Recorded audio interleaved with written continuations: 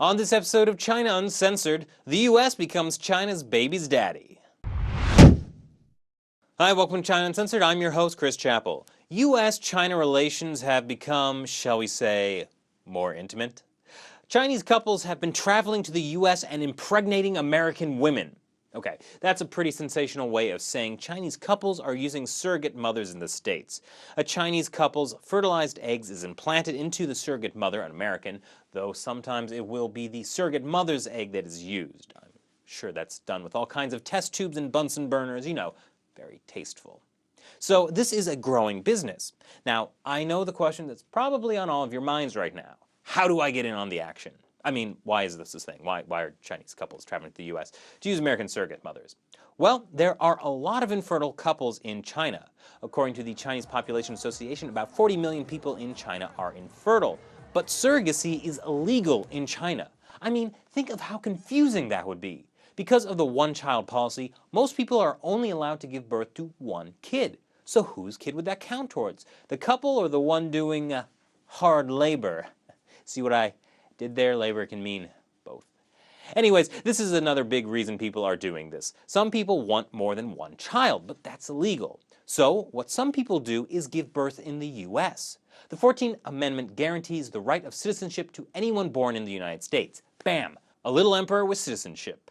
The kid can't get the usual hukou or household registration in China because they're a second child, but they're U.S. citizens, so they can get a U.S. visa to live with mom and dad back home.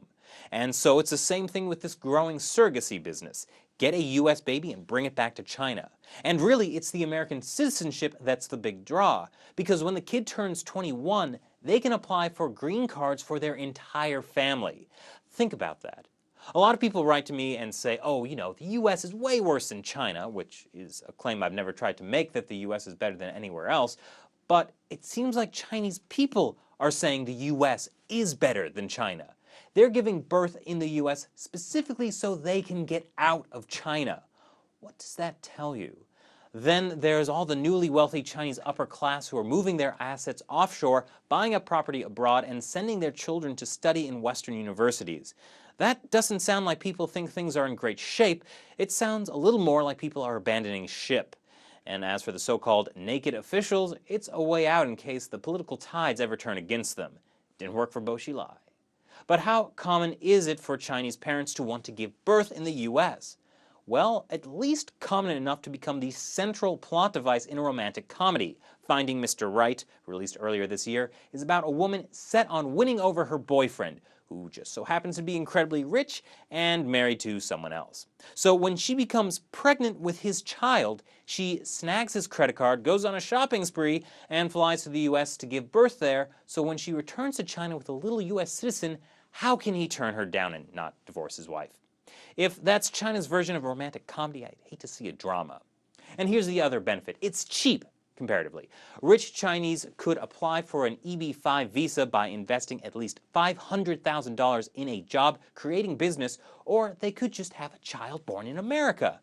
Surrogates are usually paid between $22,000 and $30,000, the surrogacy agency between $17,000 and $20,000. Then there are legal fees, prenatal care, delivery fees, airline tickets, and you're looking at only about $300,000 for your ticket to America.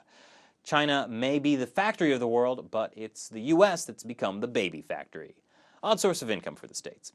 So yeah, comparatively cheap. This is a little out of reach of your average Chinese citizen, especially when you consider that only recently police in Henan rescued 10 children from a baby trafficking ring, and their real parents didn't want them back because they had sold them to the traffickers for the equivalent of 10 years' income.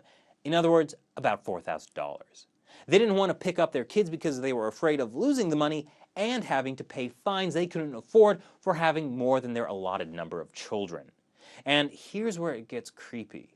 Male children are preferred in China, and since you can only have one, baby girls don't fare too well. Sex-selective abortion and infanticide are kind of a thing, which is why there are right now 30 million more men in China than there are women. But the beauty of surrogacy is you can choose the gender. Now you don't have to deal with Mother Nature making some stupid mistake like giving you a girl.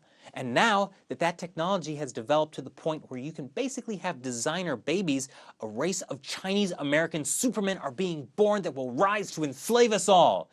Let me just add that to my list of Armageddon scenarios. So what do you think about this baby mania? Leave your comments below, and if you have your own things you'd like to add to the list of Armageddon scenarios, write them on the China Uncensored Facebook page. Once again, I'm Chris Chappell. See you next time.